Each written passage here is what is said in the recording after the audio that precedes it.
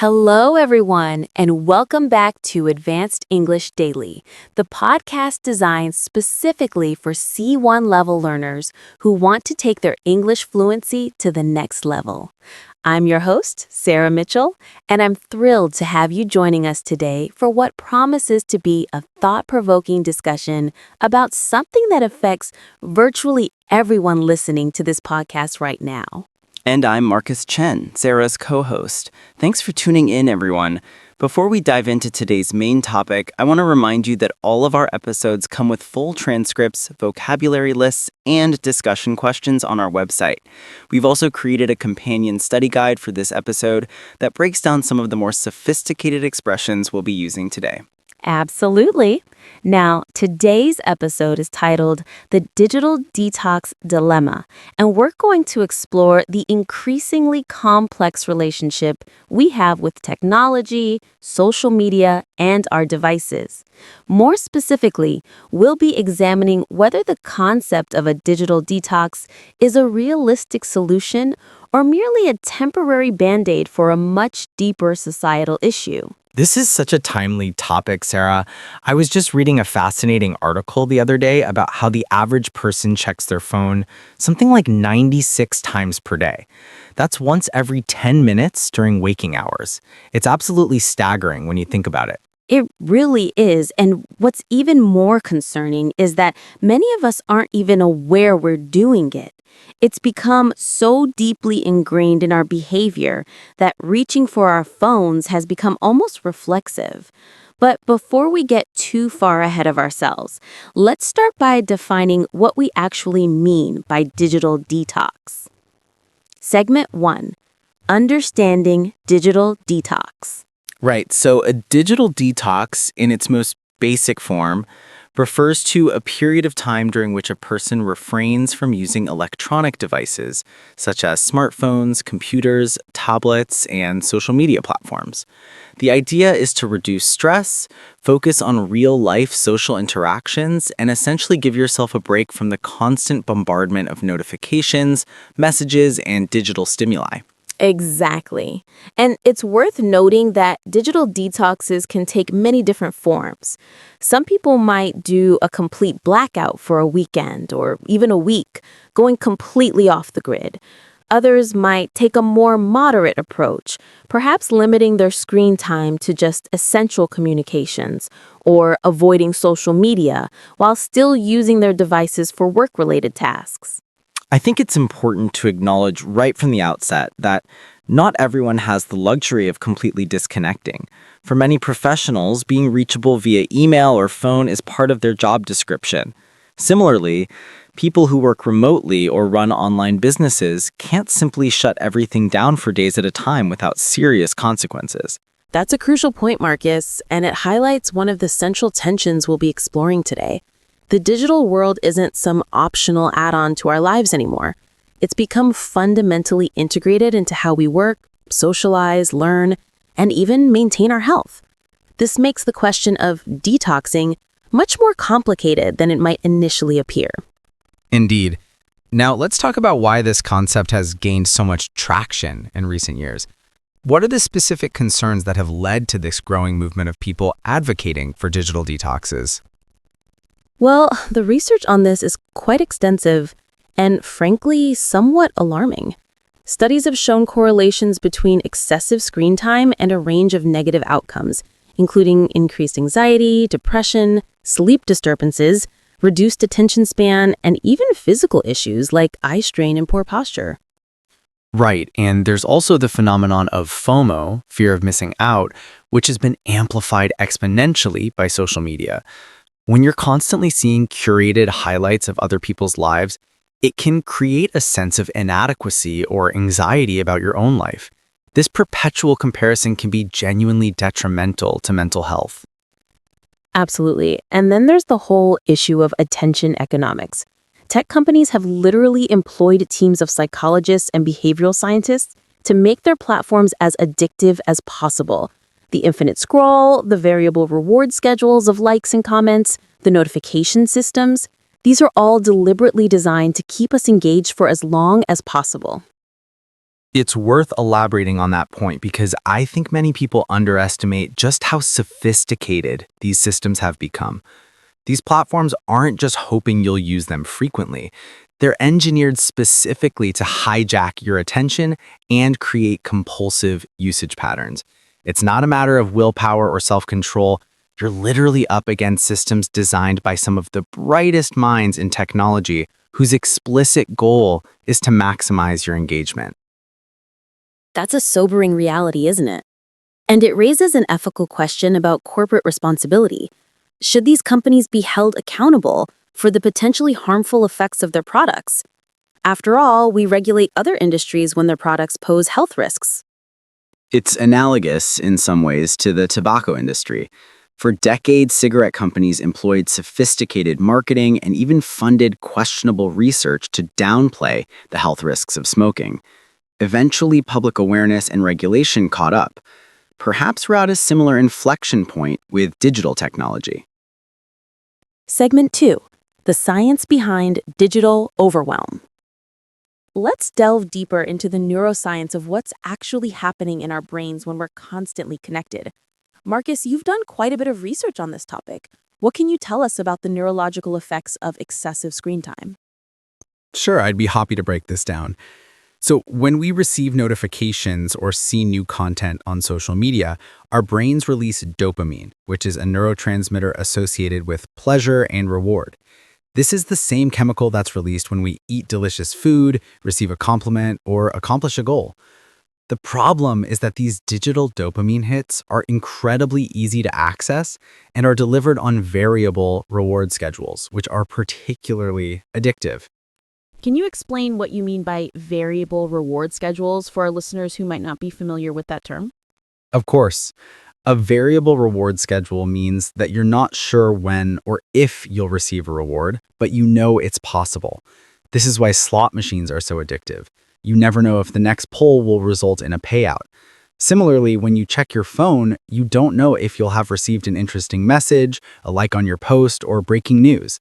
This unpredictability makes the behavior particularly compelling because your brain is essentially gambling each time. That's fascinating and disturbing in equal measure. And I imagine this constant seeking of dopamine hits has consequences for our attention span and ability to focus on tasks that require sustained concentration. Absolutely. There's substantial evidence suggesting that our capacity for deep, focused work is being eroded by our digital habits. When you're constantly interrupting yourself to check notifications or scroll through feeds, you're training your brain to crave those quick dopamine hits rather than the slower, more sustained satisfaction that comes from engaging deeply with complex tasks. I've read that it can take upwards of 23 minutes to fully regain focus after an interruption. If you're interrupting yourself every few minutes, you're never actually achieving a state of deep focus at all. Precisely. And this has profound implications, not just for productivity, but for the quality of our thinking. Some of our most creative and insightful thoughts emerge during periods of sustained, uninterrupted focus. When we're constantly fragmenting our attention, we're potentially limiting our cognitive capabilities in significant ways. There's also the issue of multitasking, which is something of a misnomer, isn't it? From what I understand, humans aren't actually capable of true multitasking in the way we commonly use that term. That's correct. What we call multitasking is really rapid task switching. Your brain is bouncing back and forth between different activities, and each switch comes with a cognitive cost. Studies have shown that people who regularly multitask perform worse on tests of attention and memory compared to those who focus on one task at a time. The irony is that heavy multitaskers are actually worse at multitasking than people who do it less frequently. It's counterintuitive, but it makes sense when you think about it. You're essentially training your brain to be distractible. Now, let's talk about the physical effects as well, because it's not just our minds that are impacted by excessive screen time. Right. The physical consequences are quite significant. There's the obvious stuff like eye strain. We're staring at screens for hours on end, often in poor lighting conditions, which can lead to digital eye strain or computer vision syndrome. Symptoms include dry eyes, blurred vision, and headaches. And then there's the posture issue. How many of us are guilty of the dreaded technic, constantly hunched over our devices? Guilty as charged, this forward head posture can lead to chronic neck and shoulder pain, and in severe cases, it can even affect the alignment of your spine. Some physiotherapists are reporting that they're seeing postural issues in young people that they would typically only see in much older patients.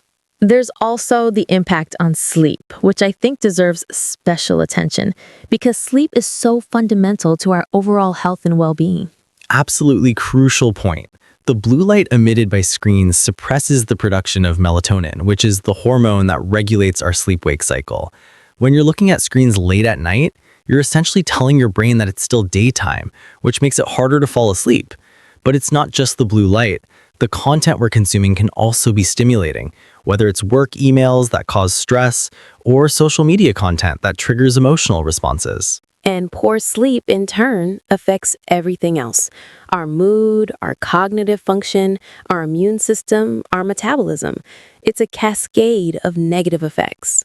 Exactly. And I think we've all had the experience of being in a room full of people where everyone is on their phones, physically together but mentally elsewhere. It's what Sherry Turkle calls being alone together. Turkle's work is really illuminating on this topic. She argues that we're sacrificing conversation for mere connection. Conversation, the kind where you don't know exactly where it's going to lead, where there might be pauses and silences, where you're truly listening to another person, that's becoming increasingly rare. And those conversations are where real relationships are built. You can't develop genuine intimacy through emojis and status updates. There has to be vulnerability, spontaneity, and the willingness to be fully present with another person. I think it's also worth noting how our digital habits affect family dynamics. Parents who are constantly on their phones are providing a model for their children, and they're also missing crucial moments of connection and attunement. There's research showing that parental phone use can actually affect attachment and bonding with young children. That's heartbreaking, but not entirely surprising. Children need responsive, attentive caregivers. And if you're frequently distracted by your device, you're not fully present for your child. And then those children grow up to model the same behaviors, perpetuating the cycle. There's also an interesting generational dimension to all of this. People who grew up before smartphones and social media had a fundamentally different childhood experience than kids today. They learned how to be bored, how to entertain themselves, how to navigate social situations without the mediation of technology. The ability to tolerate boredom is actually quite important, isn't it? Boredom can be a catalyst for creativity and self-reflection. When every spare moment is filled with digital stimulation, we lose those opportunities for our minds to wander and make unexpected connections. Absolutely. Some of the most creative people throughout history talked about the importance of idle time, of letting their minds roam freely. Einstein talked about doing his best thinking while shaving or taking walks. That kind of mental space is becoming increasingly scarce in our hyper-stimulated world.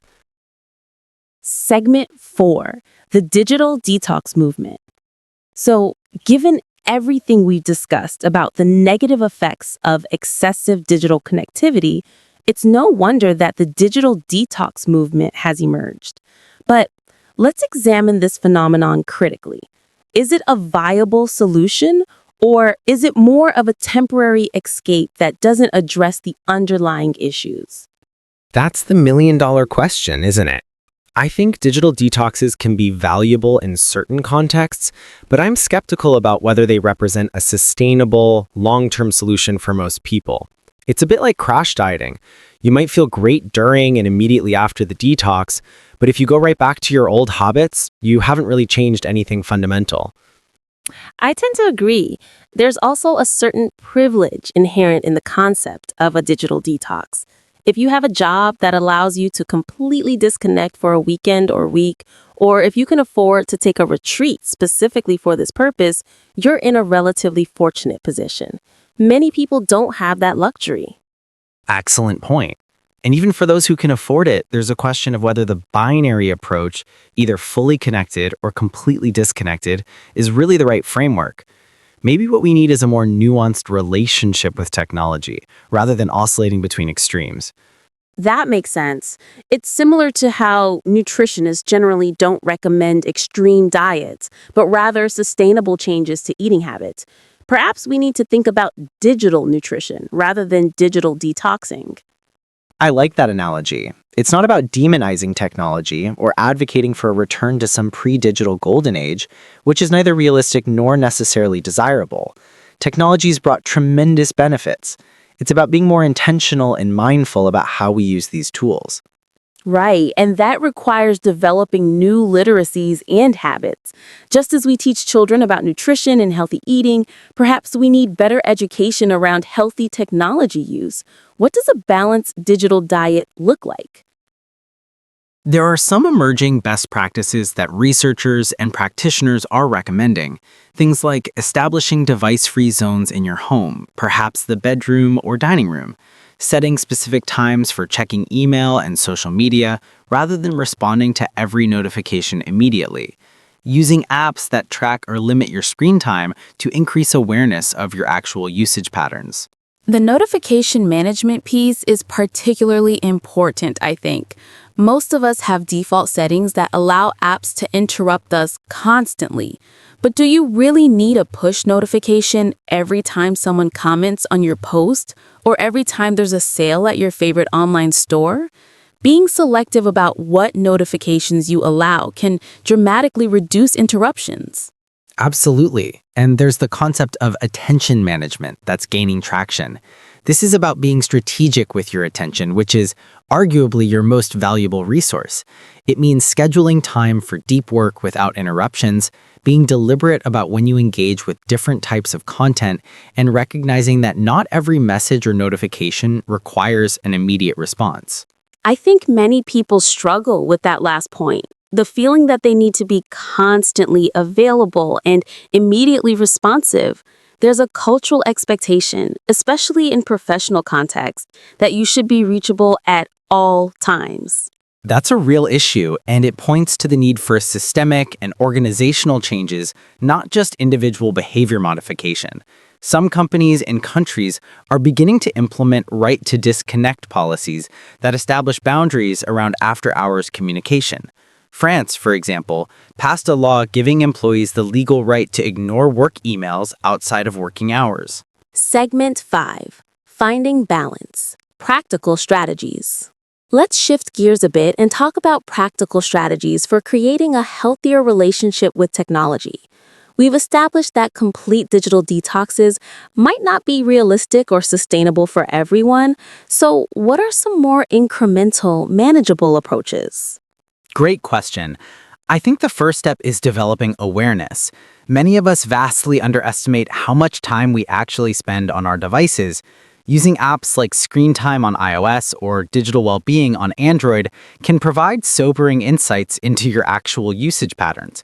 You may be shocked to discover you're spending 3 or 4 hours a day on social media without even realizing it. That awareness is crucial because you can't change what you don't acknowledge.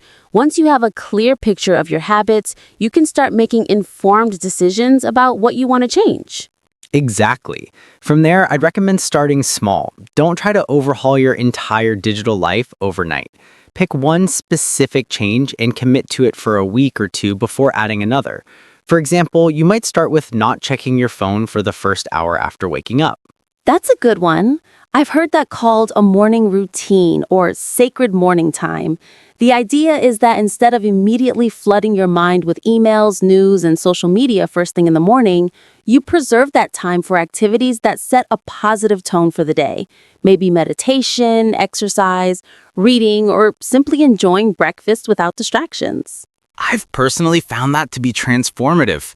When I start my day by immediately checking email, I'm essentially letting other people's priorities dictate my mental state and schedule. When I protect that morning time, I feel much more centered and in control of my day. Another strategy I found helpful is the concept of batching. Instead of checking email continuously throughout the day, you designate specific times, maybe 3 or 4 times a day, when you process email. This prevents email from becoming a constant source of interruption while still ensuring you're responsive. That's a great technique. It also applies to social media. Rather than reflexively checking Instagram or Twitter whenever you have a spare moment, you might designate 20 minutes in the evening as your social media time. This gives you the benefits of staying connected without allowing these platforms to fragment your attention throughout the day. That's clever. Now, what about the social aspects we discussed earlier? How can we be more intentional about face-to-face interactions and relationships? I think establishing tech-free zones or times with family and friends is valuable. For example, many families are now implementing a no phones at the dinner table rule.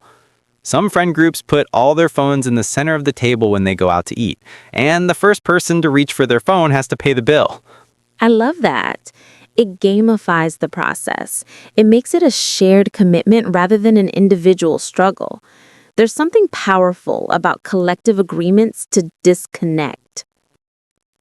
Absolutely. And I think we need to normalize being unreachable sometimes. This constant availability culture is relatively recent, and it's not necessarily healthy or sustainable. It's okay to not respond to a text immediately, to turn off your phone during a movie or a meaningful conversation, to take a walk without documenting it on social media. That last point about social media documentation is interesting. There's this phenomenon where experiences are mediated through the lens of how they'll appear on social media. Instead of simply enjoying a moment, we're thinking about the photo we'll post, the caption we'll write, the likes we might get. It removes us from the direct experience. It's a kind of alienation in the philosophical sense. You're experiencing life at one remove, through the camera lens and the anticipated reactions of others. Some people have found it liberating to simply enjoy experiences without photographing them or sharing them online, to let them remain private and ephemeral. Segment 6. The broader societal implications. As we start to wrap up our discussion, I want to zoom out and consider the broader societal implications of these issues. We've been focusing primarily on individual experiences and strategies, but there are larger systemic questions at play here. Definitely. One major issue is the attention economy itself and the business models that underpin much of the internet. As long as these platforms profit from maximizing user engagement regardless of the consequences, we're going to continue facing these challenges on a societal level. Right. There's a fundamental misalignment of incentives. What's good for the user, meaningful connections, accurate information, healthy usage patterns, isn't necessarily what's most profitable for the platform. Facebook, YouTube, TikTok, and others make money by keeping you on their platforms as long as possible and showing you as many ads as they can. This creates an incentive to promote content that's sensational, emotionally provocative, or algorithmically optimized for engagement rather than accuracy or quality. That's a sobering thought. So, what are the potential solutions at the systemic level? Are we looking at regulation, different business models, something else entirely? I think we need a multi-pronged approach. Regulation certainly has a role to play. We're seeing the beginnings of this with things like GDPR in Europe, which gives users more control over their data, or proposed regulations around algorithmic transparency. Some people argue for treating these platforms more like utilities that serve a public interest rather than pure private enterprises. There's also the question of whether the advertising-based business model is inherently problematic. Some platforms are experimenting with subscription models instead, where users pay a fee for access but aren't subjected to ads and algorithmic manipulation. The incentive structure is different when your customers are users rather than advertisers. That's true, though subscription models have their own issues around accessibility and equity. We don't want a two-tiered internet where only those who can afford subscriptions get access to healthy, non-manipulative platforms. Fair point. What about digital literacy education? Should this be a bigger part of school curricula? Absolutely. I think digital literacy needs to be taught with the same importance as traditional literacy. Students need to understand how algorithms work, how to evaluate online sources, how to recognize manipulative design patterns, and how to maintain healthy boundaries with technology. This should start young. By the time kids are getting their first smartphones, they should already have a foundation in these concepts. And it's not just children who need this education. Many adults, including parents and educators, don't fully understand the technologies they're using or how they affect behavior and cognition. That's an excellent point. Maybe we need a broader public education campaign, similar to public health campaigns around smoking or nutrition. Help people understand that these are designed systems created by teams of engineers and psychologists, not neutral tools. Once you understand that, you can make more informed choices. Cultural and philosophical dimensions. Before we conclude, I think it's worth exploring some of the deeper cultural and philosophical questions raised by our digital age. In many ways, we're in the midst of a massive social experiment. Human beings have never before had such immediate, constant access to information and communication. What does this mean for how we understand concepts like solitude, contemplation, and even the self? These are profound questions, Sarah. There's a long philosophical tradition, going back to thinkers like Montaigne, Thoreau, and Pascal, that emphasizes the importance of solitude for self-knowledge and wisdom. Pascal famously wrote that all of humanity's problems stem from man's inability to sit quietly in a room alone. And now, sitting quietly in a room alone, without any digital distraction, is increasingly difficult for many people.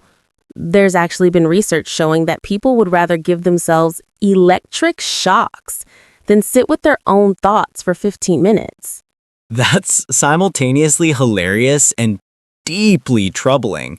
It suggests that we've lost the capacity for inner life, for what the Romans called otium, leisure not as mere entertainment, but as time for contemplation, reflection, and self-examination. Do you think technology is fundamentally changing who we are as humans, or are we essentially the same, just with new tools? I think it's probably both. On one level, humans have always been tool users, and we've always adapted to new technologies. The printing press, the telephone, television. Each of these technologies changed how people communicated and accessed information, and there were moral panics about each of them. Socrates was reportedly worried that writing things down would weaken people's memories. Exactly. So there's a sense in which each generation frets about new technologies, and yet humans adapt and continue. However, I do think there is something qualitatively different about the current technological moment. The speed, the ubiquity, the degree to which these technologies are explicitly designed to capture attention and shape behavior, this feels unprecedented. And there's the question of agency. To what extent are we freely choosing how we use these technologies? And to what extent are our behaviors being shaped by forces we don't fully understand or control? The whole notion of free will becomes murky when you're up against algorithms designed to predict and influence your behavior. That's a really important philosophical question with practical implications. If these systems are designed to manipulate us, can we hold individuals fully responsible for their usage patterns? Or do we need to think about this more in terms of public health and corporate responsibility? I think it's both, isn't it?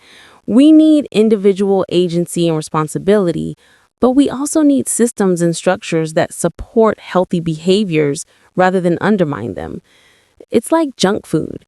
Yes, individuals make choices about what they eat, but we also recognize that food companies engineer products to be maximally appealing and that the ubiquity of processed food makes healthy eating more difficult. The analogy works quite well. And just as we've seen movements toward healthier eating, slow food, farm to table, and so on, maybe we're seeing the beginning of a similar movement in the digital realm. The digital detox movement, despite its limitations, is perhaps part of a broader cultural awakening about our relationship with technology. Segment 8. looking forward. As we look toward the future, what changes do you hope to see, Marcus, both at the individual level and in terms of broader social and technological developments? At the individual level, I hope we can cultivate what I'd call digital wisdom, the ability to use technology mindfully, purposefully, and in ways that enhance rather than diminish our lives. This means being selective about which technologies we adopt, how we configure them, and when we choose to disconnect. I like that term, digital wisdom. It suggests something more sophisticated than just use less or detox regularly. It's about discernment and intentionality. Exactly. And at the societal level, I hope we can have more honest conversations about the trade-offs involved with these technologies. They're not purely good or purely evil. They're powerful tools that can be used in multiple ways. But right now, I think the conversation is often dominated by either techno-utopianism on one side or techno-pessimism on the other. We need more nuance. We also need better alternatives. If the current platforms are problematic because of their business models and design, we need to support and develop alternatives that prioritize user well-being. There are some interesting experiments happening. Decentralized social networks, privacy-focused alternatives, platforms designed for meaningful connection rather than mindless scrolling. Those experiments give me hope, and I think we're seeing the beginning of a generational shift in attitudes. Many young people who've grown up with social media are becoming aware of its downsides and are making conscious choices to use it differently or not at all. Gen Z is reportedly using social media less than millennials in some contexts. That's encouraging, though we should be careful about overgeneralizing. Technology use varies enormously, both within and across generations. Fair point. I guess what I'm saying is that I'm cautiously optimistic. I think we're in a period of adjustment where we're collectively figuring out how to live with these technologies in healthier ways. It won't happen overnight, and there will be setbacks, but I believe we have the capacity to create a better relationship with our devices and the digital world. I share that optimism, though I think it will require sustained effort at multiple levels: individual behavior change, better education, thoughtful regulation, and innovations in technology design itself. No single approach is sufficient on its own. Well, Sarah, we've covered a tremendous amount of ground today. Before we wrap up, let's summarize some key takeaways for our listeners. Great idea. So, first and foremost, awareness is the foundation of change. Start by honestly assessing your current technology use. How much time are you spending on various activities? How does it make you feel? Is it aligned with your values and goals? Second, recognize that this isn't purely a matter of individual willpower. These platforms are designed to be addictive. Understanding the psychology and business models behind them can help you approach this more strategically rather than blaming yourself for lack of discipline. Third, start small with concrete, manageable changes. Don't try to overhaul your entire digital life at once. Pick one or two specific habits to modify and build from there. Fourth, create structures and environments that support your goals. This might mean physical changes like where you keep your phone, social agreements with friends and family, or using apps and tools that help you manage your technology use. Fifth, reconnect with the non-digital world. Prioritize face-to-face interactions, engage in activities that don't involve screens, and make time for solitude and reflection. And finally, think beyond just individual solutions. Support policies, companies, and movements that are working toward more ethical, human-centered technology. This is a collective challenge that requires collective responses. Beautifully summarized, Marcus. I want to remind our listeners that this is an ongoing conversation, not a problem to be solved once and for all. Our relationship with technology will continue to evolve, and we'll need to keep adjusting and learning. Absolutely. And we'd love to hear from you. How do you manage your digital life? What strategies have worked for you? What challenges are you facing? You can reach us through our website, and we often feature listener insights and questions in future episodes. We'll include links in the show notes to all the resources we mentioned, as well as additional readings and tools for those who want to explore these topics further. There's also a discussion guide with questions you can use for personal reflection or conversation with others. And remember, the goal isn't to reject technology or return to some pre-digital past. Technology has brought tremendous benefits.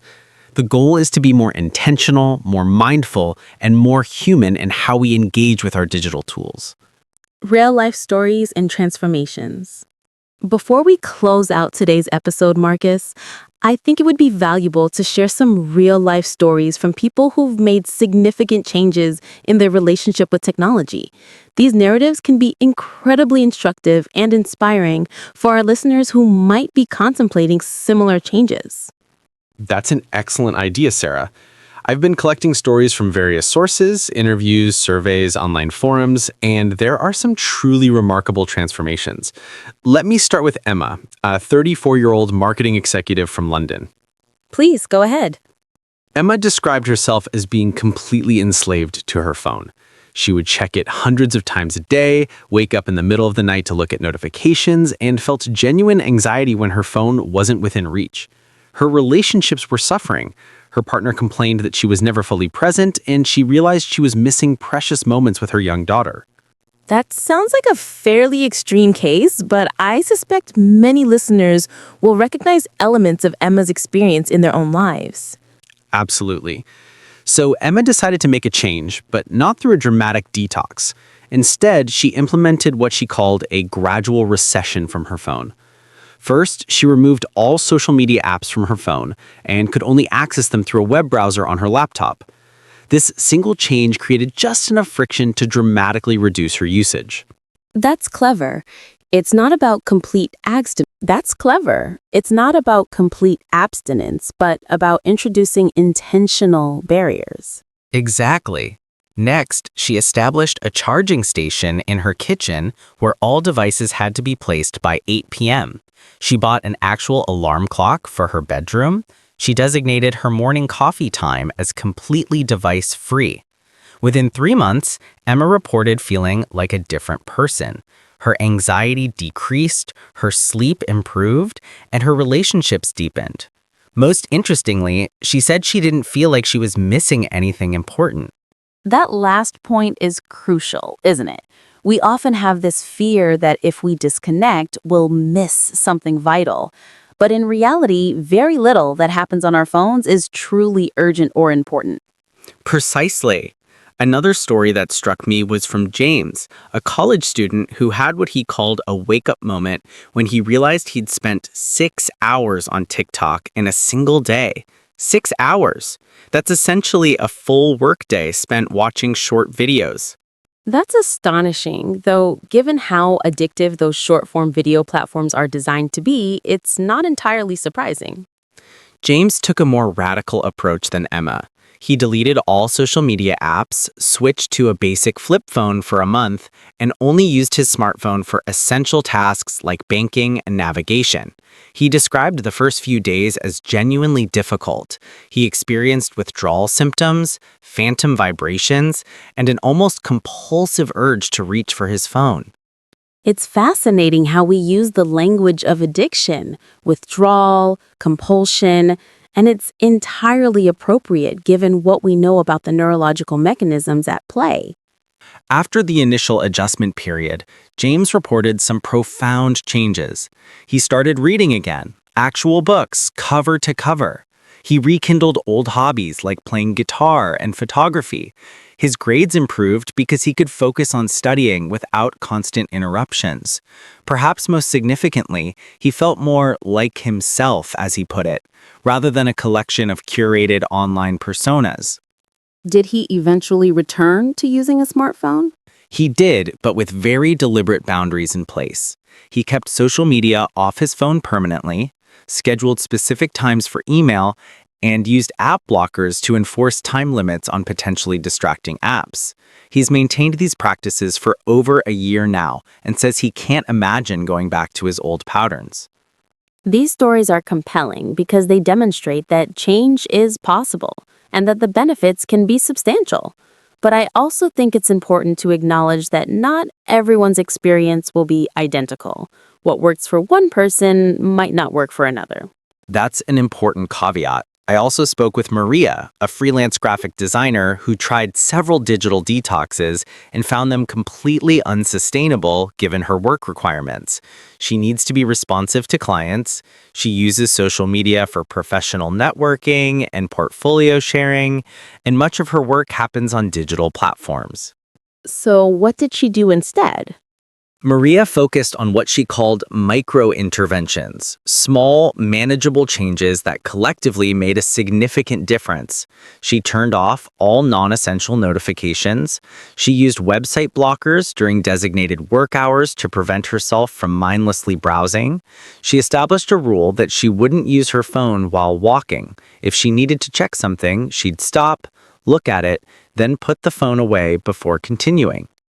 Those seem like modest changes individually, but I imagine they add up. They really do. Maria said that the walking rule in particular was transformative. It made her aware of how automatically she would reach for her phone, and by interrupting that automaticity, she regained a sense of agency. Plus, she started actually noticing and appreciating her surroundings during walks, which improved her mood and creativity. There's something almost meditative about walking without digital distraction. You're present in your body, aware of your environment, and your mind has space to wander. Indeed. One final story I wanted to share is from a family, the Johnsons, who implemented a collective approach to changing their technology habits. Both parents were concerned about their teenage children's screen time, but they recognized that they couldn't expect their kids to change if the parents weren't modeling healthy behaviors. That's a mature and honest recognition. It's hypocritical to tell children to put their devices away while you're constantly on yours. So the Johnsons had a family meeting and collectively established some ground rules. No phones at meals, no devices in bedrooms overnight, one device-free family activity per week. Hiking, board games, cooking together. Sunday afternoons were designated as low-tech time, where everyone minimized their device use. How did that go? I imagine there was some resistance, particularly from the teenagers. There was initial pushback, as you might expect. The teenage son particularly resented the new rules, but the parents stood firm, and something interesting happened. Within a few weeks, they all reported feeling closer as a family. Dinner conversations became more meaningful. The kids started initiating the weekly activities. The father said that he hadn't realized how much his phone use had been creating distance in his marriage until they both started putting their phones away in the evenings. That's heartwarming, and it illustrates the social dimension we discussed earlier, how our individual technology habits affect our relationships and communities. Exactly. These stories aren't meant to prescribe a one-size-fits-all solution. Rather, they demonstrate different approaches that various people have found effective. The common thread is intentionality, making conscious choices about technology use rather than passively accepting default settings and behaviors. Technology relationships. As we really begin to wrap up, I want to look ahead and consider where we might be going from here. Marcus, based on current trends, emerging technologies, and social movements, what do you envision for the future of our relationship with digital technology? That's a fascinating question with multiple possible trajectories.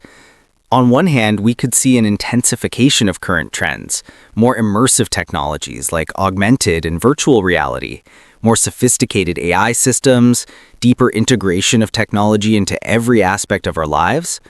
If we're not careful, this could exacerbate the problems we've been discussing. The metaverse and similar concepts seem to point in that direction, toward even more time spent in digital spaces rather than physical reality. Right. And there are real concerns about that trajectory. If we're already struggling with smartphone addiction and social media's impact on mental health, what happens when we're living in immersive virtual environments that are even more engaging and harder to step away from? It's a somewhat dystopian vision. People spending the majority of their time in virtual worlds, disconnected from physical reality and face-to-face human interaction. However, I don't think that's inevitable. There's also a competing trend toward what some call humane technology, designing digital tools that respect human attention, well-being, and autonomy rather than exploiting them. Organizations like the Center for Humane Technology are working to influence how these systems are built from the ground up. Can you elaborate on what humane technology looks like in practice? Sure. It might mean redesigning notification systems to batch updates rather than constantly interrupting you. It could involve algorithmic transparency so users understand why they're seeing certain content. It might include built-in time limits or usage tracking to help people monitor their habits. Essentially, it's about aligning the interests of technology companies with the well-being of users, rather than treating users as products to be monetized through attention extraction. That sounds promising, but given the profit motive of these companies, what would drive such a shift? A combination of factors: consumer demand, competition from alternatives that position themselves as more ethical, regulation that imposes requirements or cost for harmful practices, and potentially a shift in investor expectations. We've seen similar evolutions in other industries. Corporate social responsibility wasn't always a consideration, but it's become increasingly important. There's also the possibility of entirely new paradigms, decentralized technologies, user-owned platforms, alternatives to the advertising-based business model. Absolutely. The blockchain and Web3 movement, whatever its limitations and hype, is fundamentally about creating systems where users have more control over their data and experiences. Whether that particular instantiation succeeds or not, the underlying impulse toward more democratic, user-centric technologies is important. I'm also curious about the role of AI in all of this. On one hand, AI could be used to create even more persuasive, addictive systems. On the other hand, could AI be used to support healthier technology habits? That's a great point. Imagine an AI assistant that actually helps you manage your attention and achieve your stated goals, rather than trying to maximize your engagement on a platform. It could remind you when you're spending too much time on social media, suggest breaks, help you prioritize tasks, and filter information in ways that serve your interests, rather than an advertiser's. So AI as a tool for self-regulation and well-being rather than manipulation and extraction. Exactly. The technology itself is neutral. It's the intentions and incentive structures that determine how it's deployed. If we can shift those, we might use some of the same powerful technologies that currently cause problems to instead support human flourishing. That's an optimistic vision, and I hope it's the direction we move in, but it will require vigilance, advocacy, and sustained effort from technologists, policymakers, educators, and ordinary users. Agreed. And I think we're at a crucial moment where these issues are entering mainstream consciousness, just as environmental awareness grew over decades to the point where it's now essential consideration in policy and business decisions. Digital well-being could follow a similar trajectory. That's a helpful analogy. The environmental movement didn't succeed overnight, and there have been setbacks, but the overall arc has been toward greater awareness and better practices. And just as with environmental issues, addressing our digital challenges will require action at multiple levels. Individual behavior change, yes, but also corporate responsibility, government regulation, and cultural shifts in what we value and how we live. Well, on that note of cautious optimism, I think we've given our listeners plenty to think about.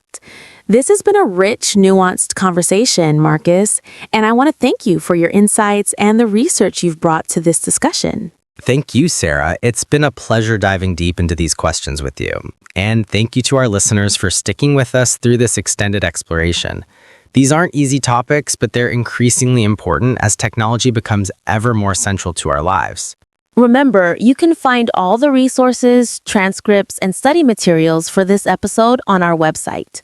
We'll also be posting discussion questions and prompts for journaling or conversation about your own technology habits. We encourage you to engage with this material actively. Awareness without action rarely leads to meaningful change. And please do reach out with your own stories, questions, and insights. This is an evolving conversation, and we learn as much from our listeners as we hope you learn from us. Until next time, stay curious, stay mindful, and take care of your most precious resource, your attention. Goodbye, everyone. Goodbye.